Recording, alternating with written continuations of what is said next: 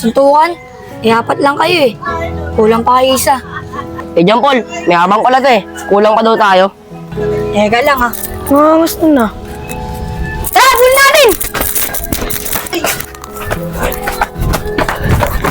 Teka lang mga tol, hayaan na natin siya. Nasa bahay na nila siya eh. Sige, susunod makabutan din natin yan.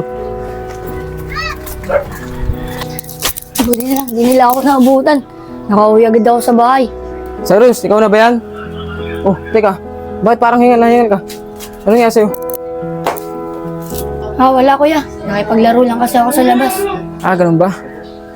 Baka napag-away ka na naman Hindi po kuya. Nakipaglaro lang po ako. Sige na, mag-asikaso na mga pagkain doon. Kakain na tayo. Sige po kuya.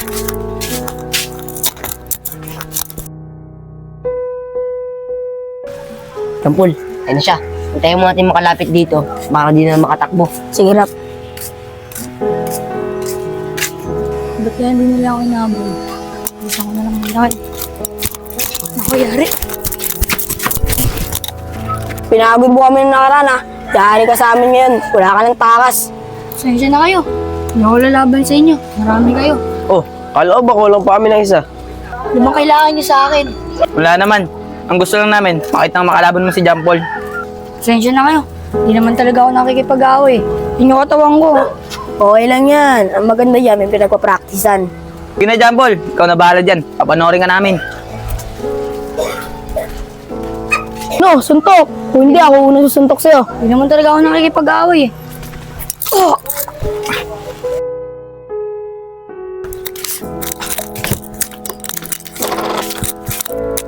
Oh, ano nga sa mukha mo? Naputo kuya. Wala. Tignan mo, pasayan Napag-away ka ba?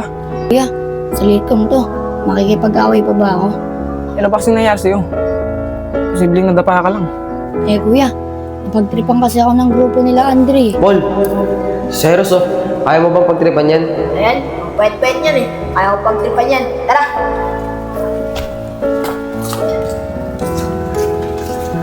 Cyrus, teka lang.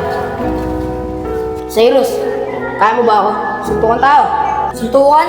Apat lang kayo eh. Kulang pa kayo isa. Paul, may habang kalat eh. Kulang pa daw tayo. Teka lang ha. Gusto na. Tara, bulin natin! Wala Andre. Di ba nagtitaekwondo ka? Turuan mo naman ako. Para mapagtanggol ko yung sarili ko. Ano? Ba't di mo agad sinabi sa akin? Para masabihan ko sila at di ka laging pinagtitripan. Eh kuya, hindi naman nila ako titigilan eh. Ba't hindi ako lumalaban?